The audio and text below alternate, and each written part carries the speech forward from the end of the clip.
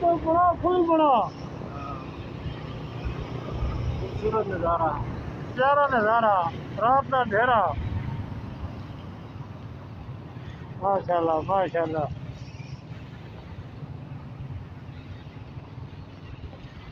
क्यों रुक गया?